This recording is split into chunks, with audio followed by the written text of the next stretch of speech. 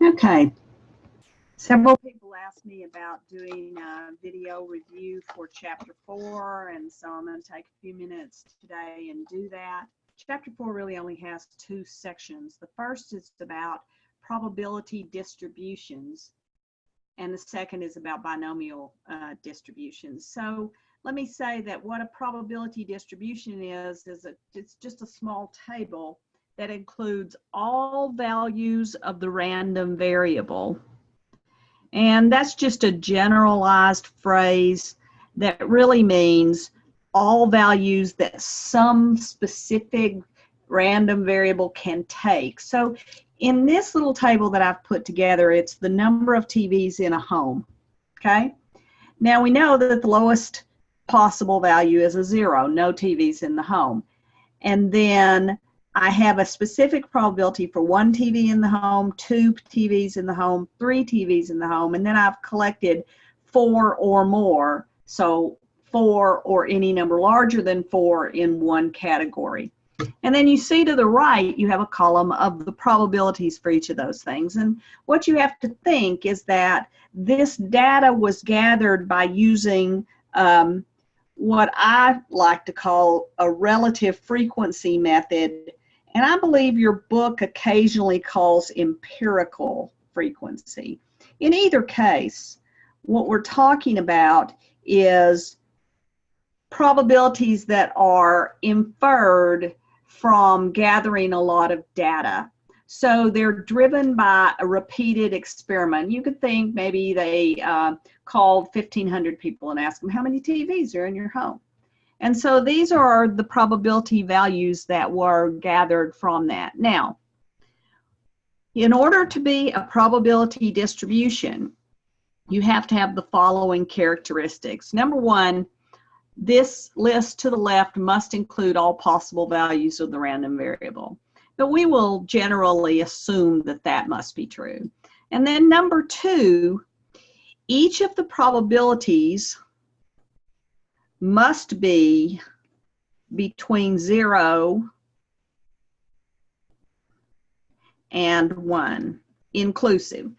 0 meaning that there is no chance of that occurring, and a 1 being that it is an absolutely certain event.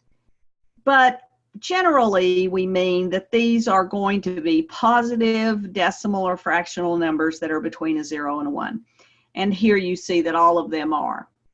The second thing is that the sum, and remember that is the Greek letter sigma, that is an indicator operationally of summing something up. So the sum of the probabilities, and I probably just should have said capital P of X, okay, so these are the X values, the random variables. The sum of those probabilities has to equal 1. So let's see if it does. So 0.1 plus 0.2 is 0.3, plus 0.4 is 0.7, plus 0.2 is 0.9, plus 0.1 is 1. So these things do sum up to 1. Whenever you have a table that has the values of all the possible random variables, and you have the probabilities of each of those values of the random variable, and all of the probabilities are between 0 and 1, and they sum up to 1, then you have a probability distribution. So some of your homework problems in the lab will be about this, and there may be one that asks you to find the summary statistics for a probability distribution. Now, I'm getting this directly out of the course content, but I've printed out the handout that is about this. So to do this, and you can print this out of the course content for Unit 2 as well, here's what you need to do.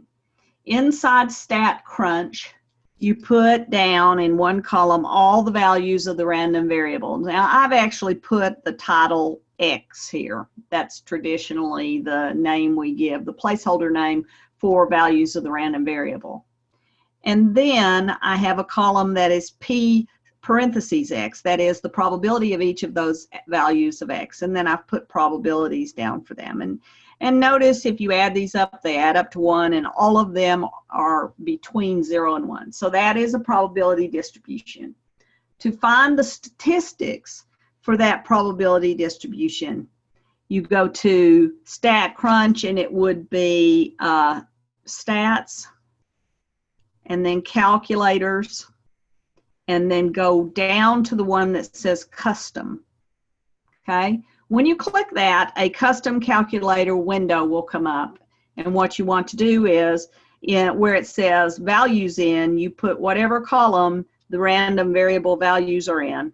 And then the next thing down says weights in, and you choose the column that has the probabilities in it. And then you're going to hit compute. Now, once you have done that, you're going to get a window that looks like this. And the basic statistics for that are down here on the bottom. Okay, so you can absolutely use StatCrunch to find the basic summary stats for a discrete probability field. You don't have to use the formulas. Now, of course, you are welcome to use the formulas that are on the formula sheet to do this, but this is certainly a faster way of doing it. Okay, so that was the section 1 material. In section 2, you are dealing with a thing called binomial distributions. And binomial distributions, in some ways, are simply an extension of the multiplication rule. So let me give you an example. If I were giving a quiz, okay, and it had 5 multiple choice questions, and there were for all of them 3 answers given, only one of which is correct, then if I were guessing, okay, and that's important, I have to be guessing. If I'm guessing the right answer, say I hadn't read the assignment before I went to class, and the teacher gave me this quiz, and so I didn't know anything, but I'm going to guess. My probability of guessing any of the 5 problems correctly is equal to 1 out of 3, because there's 1 correct answer in 3 possible multiple choice answers. The probability, of course, then of being wrong is 2 out of 3. Now, I could use the multiplication rule to find the answer to a question like, what is the chance that I get the first 3 right and the last 2 wrong? Well, I can answer that because that is a sequential probability, right? First one right. And note here that all of these are independent. So the answer to one problem doesn't affect the probability of the next problem. So the probability of correct, then correct, then correct, then wrong, then wrong. And I'm this is not very proper notation, but I'm just trying to rush through this, is equal to 1/3 times 1/3 times 1/3 times 2/3 times 2/3. And I'm not even going to get the answer there. That isn't really the point here. The point is, if my teacher said, if you get 3 or more right, you'll pass the quiz, it is an entirely different thing if I'm trying to answer a question, what is the probability that I pass the quiz? Now, the reason that's different is because, yeah, I need to get at least 3 right, but I don't know I could get the first 3 right, I could get the last 3 right, I get the first one, the third one, and the 5th one right. There are many combinations of 3 right in 5 problems. Similarly, I could get 4 right, and there are several combinations of 4 right in 5 problems, or I could get all 5 of them right. And of course, there's only one way to do that. But the point here is all 3 of those scenarios give me a passing grade on the quiz, right? And so this is a much harder question because it has to combine the multiplication rule with counting all the possible combinations of 3 right in 5, 4 right in 5, and 5 of 5 right. So that brings us to this thing called the binomial distribution, because it is a way of counting those combinations. So to use the binomial distribution, a situation has to meet 4 basic criteria. And you really should always check this before you use the system of a binomial distribution in your solution. So the first one is there have to be a fixed number of trials. Now, in my previous example, there were 5 specific problems, okay? So I'm going to put in parentheses how that is reflected in my previous example. So 5 questions. All the trials have to be independent. So the probability can't change here. In other words, I can't have a situation where the outcome of one trial affects the probability of the next trial. Now, and so in my question about the quiz, I'm assuming that all 5 problems are independent of one another, which is a reasonable assumption. Number 3 is there have to be only 2 possible outcomes. And so for the quiz example, you have either correct or wrong. You'll either get it right or you'll get it wrong. There's no middle ground. Okay, so 2 possible outcomes. Trials are all independent. There are a fixed number of trials. And then the final thing is, I know the probability of success.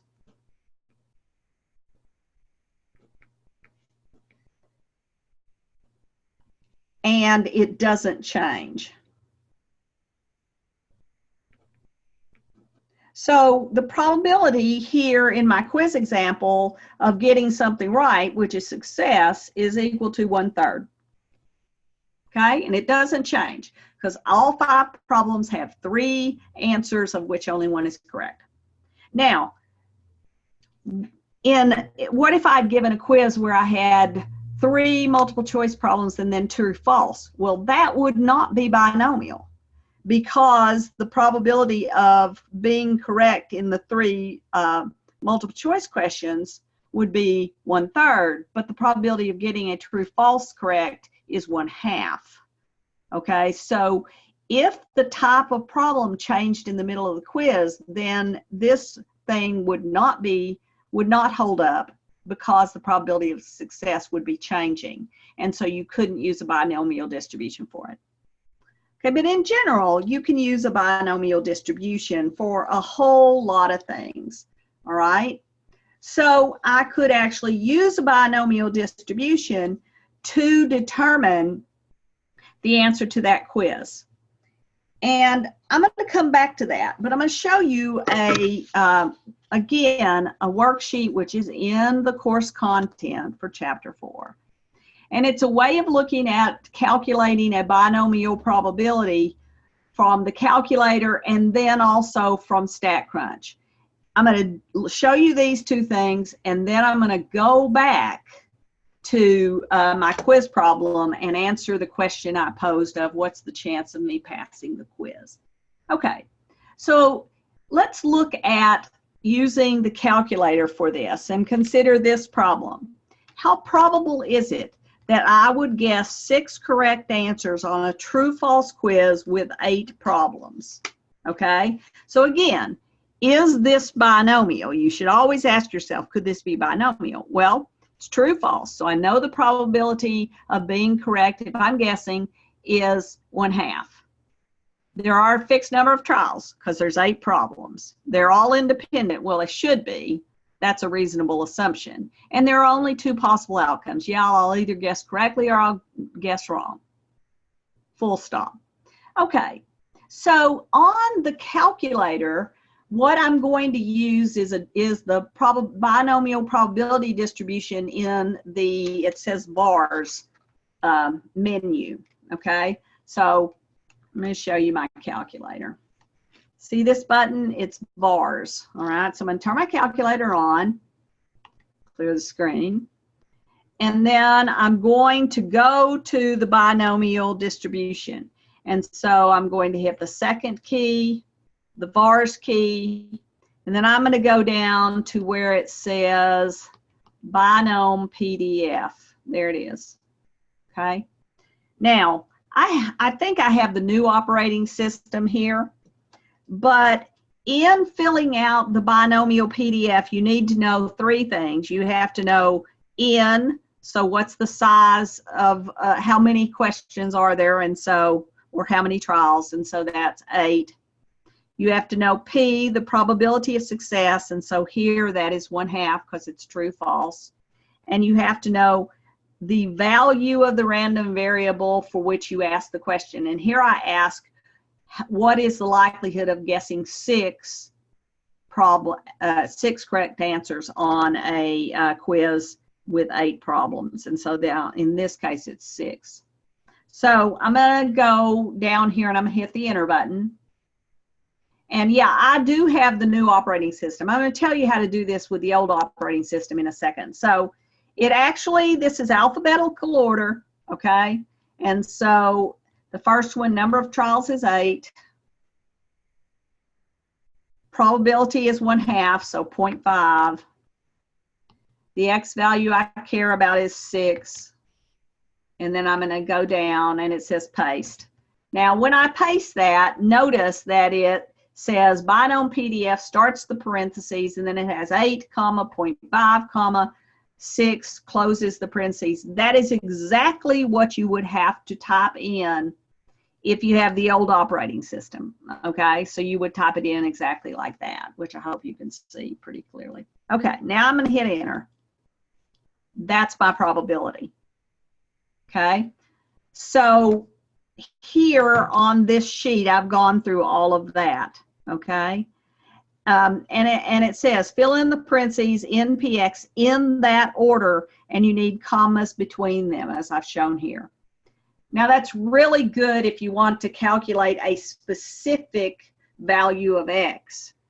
If you want to calculate something like what's the chance that I get 6 or more correct answers, then you either have to repeat this for X equals 7 and X equals 8 and add them all together, or you can use a cumulative binomial, which is the next thing down. So if I go second vars, wait a minute, second vars, and I go down to not binom PDF, but binom CDF, that's a cumulative function.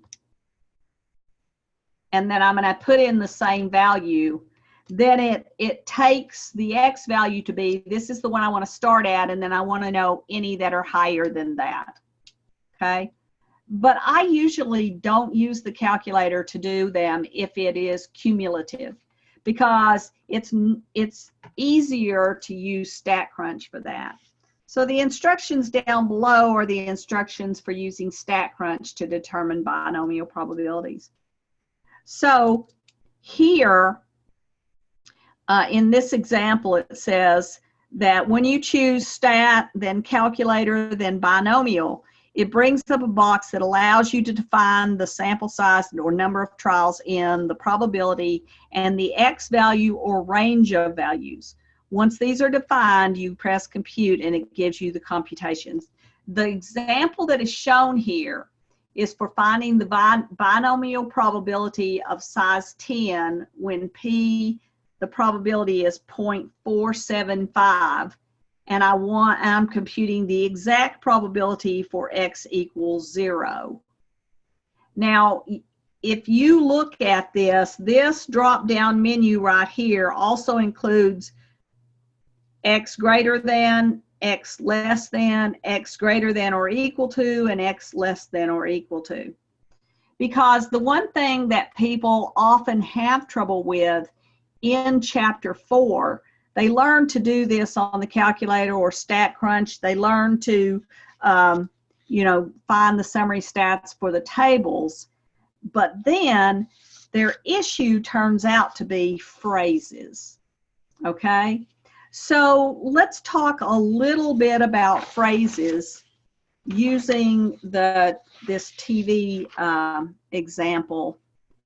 And then I'll go to this, what's the chance of passing? Because it's essentially a phrase as well.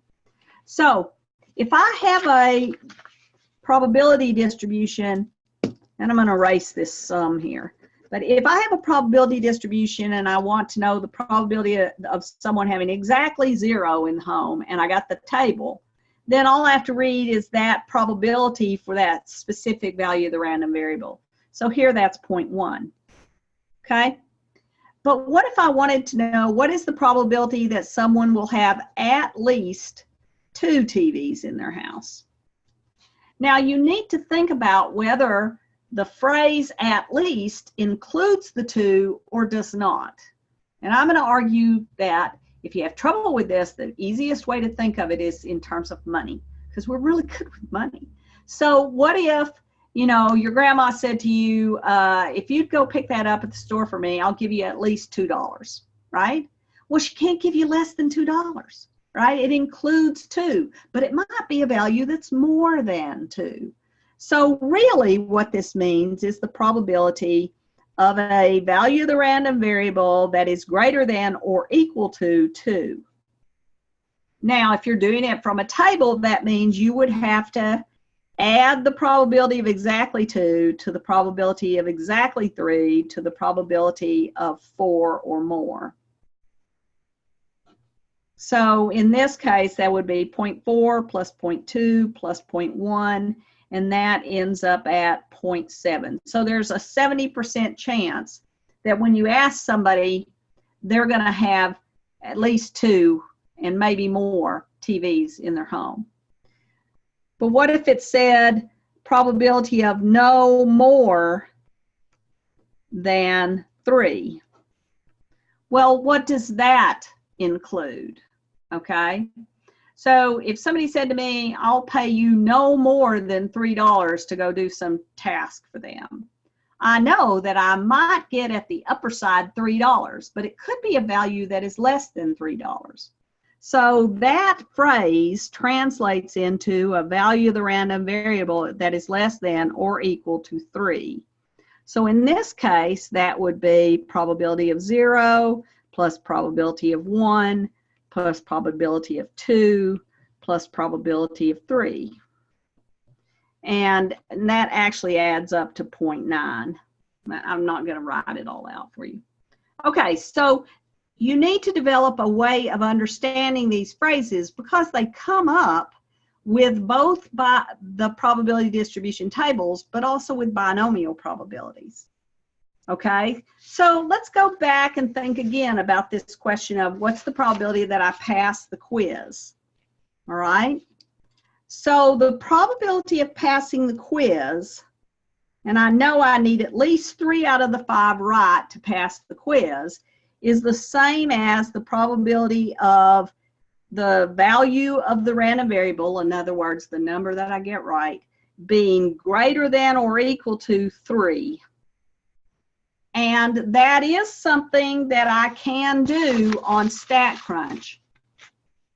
And to do that, I would go to the stat calculator, binomial, and then I need to put in there for n, I need to put in there 5.